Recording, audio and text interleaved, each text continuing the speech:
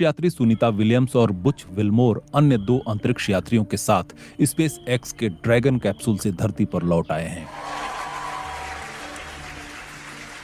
बीते साल जून में महज 8 दिनों के लिए अंतर्राष्ट्रीय स्पेस स्टेशन पर गए ये दोनों एस्ट्रोनॉट 9 महीने बाद लौट पाए हैं।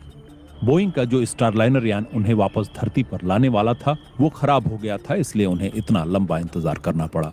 उन्हें आखिरकार एलन मस्क की कंपनी स्पेस एक्स का ड्रैगन कैप्सूल फ्लोरिडा के तट पर सुरक्षित रूप से उतारा।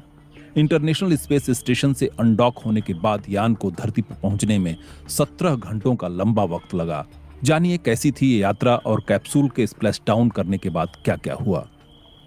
पैराशूट खुला और फिर स्प्लैश डाउन। भारतीय समयानुसार बुधवार तड़के 3:27 पर 4 अंतरिक्ष यात्रियों को लाने वाला कैप्सूल फ्लोरिडा के तट के पास समंदर में उतरा।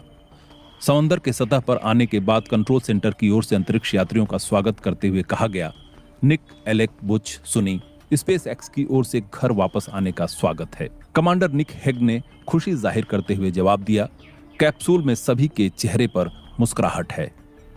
स्प्लैश डाउन से ठीक पहले क्या हुआ? पृथ्वी के वायुमंडल में प्रवेश करते समय ड्रैगन कैप्सूल की रफ्तार 17,000 मील प्रति घंटा थी, जिसे कुछ मिनटों के अंतराल पर तेजी से धीमा किया गया। 2000 डिग्री का तापमान और हीट शील्ड, कितना खतरनाक था यह सफर। जब कैप्सूल धरती के वायुमंडल में प्रवेश किया तो कम्युनिकेशन ब्लैकआउट हो गया था, जो कि करीब 3:20 पर फिर से बहाल हुआ। वायुमंडल में प्रवेश के बाद अंतरिक्ष यान के प्लाज्मा शील्ड का तापमान 1927 डिग्री सेल्सियस तक पहुंच गया था, लेकिन हीट शील्ड सवार अंतरिक्ष यात्रियों को इतनी तेज गर्मी से बचाने में मददगार साबित हुई। करीब 3:21 पर अंतरिक्ष यान ऑटोनोमस यानी स्वचालित हो गया था, यानी अंतरिक्ष यात्री इसे नियंत्रित नहीं कर रहे थे। इस दौरान उनके सामने लगे टच स्क्रीन पर वे सारी गतिविधियों को देख पा रहे थे। करीब 3:24 पर पहले ड्रैगन कैप्सूल के 2 पैराशूट खुले, जिससे इसकी रफ्तार और धीमी हो गई। इस दौरान एक जोर का झटका लगा और कैप्सूल की रफ्तार और धीमी हो गई। इसके बाद 2 और पैराशूट खुले। समंदर में उतरने के बाद क्या हुआ? जिस समय कैप्सूल समंदर में उतरा उसके ठीक बाद ही पानी में कैप्सूल के चारों ओर डॉल्फिन चक्कर लगाती हुई तैरती दिखीं। मौके पर मौजूद रिकवरी टीम फास्ट बोट से कैप्सूल तक पहुंची और पहले सुरक्षा का जायजा लिया और फिर पैराशूट को हटाया। इसके बाद स्पेस एक्स का रिकवरी पोत पहुंचा, जो कि लैंडिंग साइट से 2 मील की दूरी पर रुका हुआ था। जिस समय अंतरिक्ष यान की वापसी हो रही थी, आसमान पूरी तरह साफ और नीला था। इसके बाद रस्सियों के सहारे कैप्सूल को सुरक्षा नाव में लाया गया। जब कैप्सूल का हैच खुला, ड्रैगन का साइड हैच खुला और सारी दुनिया अंतरिक्ष यात्रियों की झलक पाने का इंतजार करने लगी। इसके बाद नासा की लाइव तस्वीरों के जरिए दुनिया भर में लोगों ने सुनीता विलियम्स और उनके साथियों को बाहर निकलते देखा। And there we do see Crew 9, some happy waves, smiles all around back on Earth.